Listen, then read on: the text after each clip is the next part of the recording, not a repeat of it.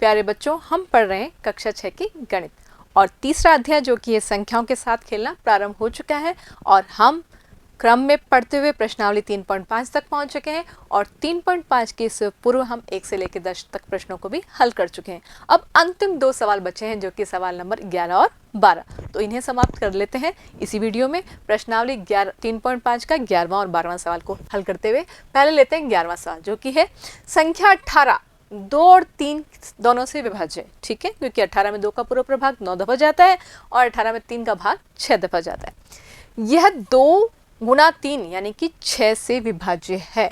तो याद कीजिए, हमने इससे पूर्व वीडियो में भी बात की थी और अन्य विभाजकता के नियमों में पढ़ा था कि अगर कोई संख्या 2 सह अभाज्य संख्याओं से विभाज्य होती है तो उनके गुणनफल से भी विभाज्य होती है। और हम अच्छे से जानते हैं 2 और 3 संख्याएं कैसी हैं, सह अभाज्य, इनमें कोई भी सार गुणनखंड नहीं है एक के अतिरिक्त, याद है ना आपको।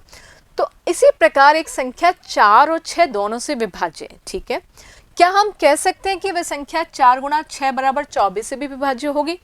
तो वो पूछ रहे क्या हम कह सकते हैं, यानी कि वो आपसे हमसे जानना चाह रहे हैं कि वो विभाज्य होगी या नहीं होगी। यहाँ तो अनिश्चित था ना, 6 से विभाज्य है, लेकिन यहाँ वो अनिश्चितता की स्थिति में है। वो हमसे जानना चाह रहा है कि हम उसे बताएं कि वो विभाज्य होगी या नहीं होगी, और संख्या उसने हमें बताई नहीं है, सिर्फ हमें अन्य विभाजकता के नियमों यानी कि वो जो हमने पूर्व में पढ़ा था कि यदि 2 सहअभाज्य संख्या किसी संख्या को विभाजित करती हैं तो उसके गुणन से भी विभाजित होंगी। तो हम देख लेते हैं क्या 4 और 6 सहअभाज्य संख्या है या नहीं। अगर ये सहअभाज्य हो जाती हैं तो वो संख्या निश्चित तौर पर 24 से भी विभाज्य होंगी, और अगर ये सहअभाज्य नहीं है तो हम कह देंगे कि 24 से विभाज्य नहीं होगी।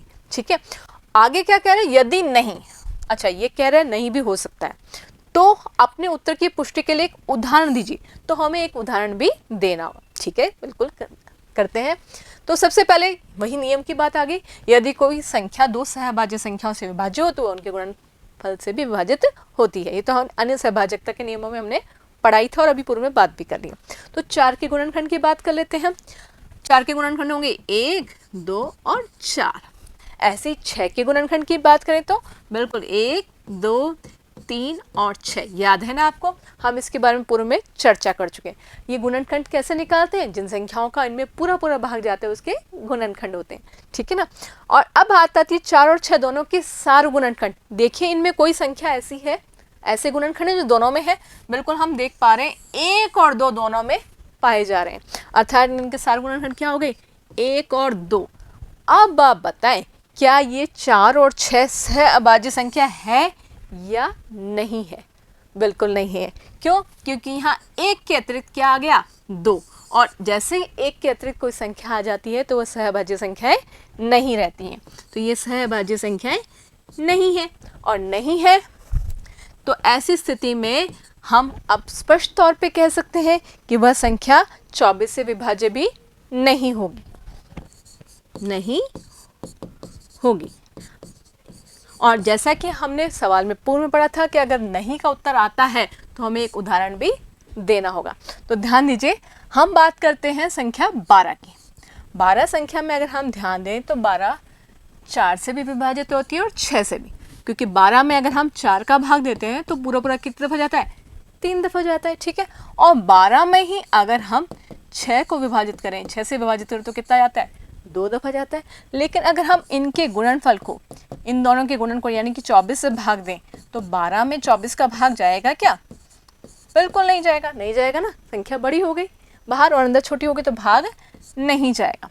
तो हम समझ पा रहे हैं कि वो संख्या 24 से विभाज्य नहीं होगी। एक और उदाहरण ले लेते हैं। ठीक है, एक और उदाहरण में हम ले लेते हैं 36। अब 36 में हमने देखा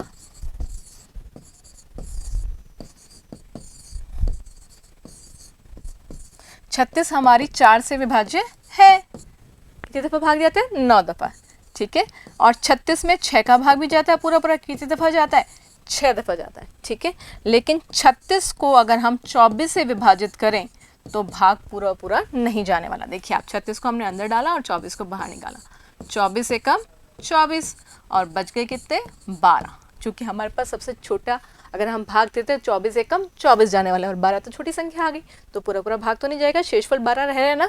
तो हमने देखा कि पूरा पूरा भाग नहीं जा रहा है, तो हम यहाँ से उदाहरण भी दे दिया हमने। उसने 1 मांगा था और हमने कितने उदाहरण दे दिए? 2। कौन कौन सी संख्या दी हमने उसको बताया, एक तो 12 और 36। वैसे तो आप इसी प्रकार से और संख्याएं भी ढूंढ सकते हैं, तो बेहतर रहेगा कुछ संख्याएं आप भी ढूंढें, वो संख्या जिनमें 4 का भाग भी जाता है, 6 का भी भाग जाता है, लेकिन 24 का नहीं जाता। उम्मीद है आप ढूंढ लेंगे। अब चलते हैं हम सवाल नंबर 12 की ओर, जो कि है 12 मैं 4 भिन्न भिन्न अभाज्य गुणनखंडों वाली सबसे छोटी संख्या हूँ। क्या कहना चाह रहा है? ये कह रहा है कि एक तो मैं सबसे छोटी संख्या हूँ और उसमें है क्या? 4 भिन्न भिन्न। भिन्न भिन्न का मतलब समझते हैं आप?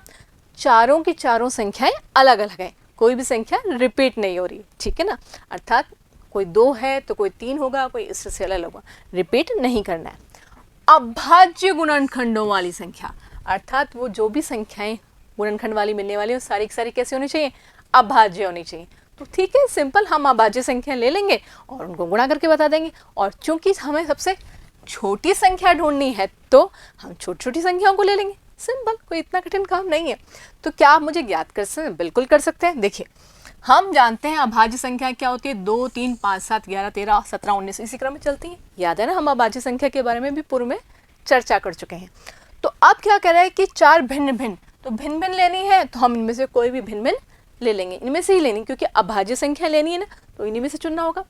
और चूंकि ये कह रहा है सबसे छोटी संख्या लेनी है, तो सबसे छोटी छोटी संख्याओं को ही हम ले लेते हैं, तो क्रम से ले लेते हैं।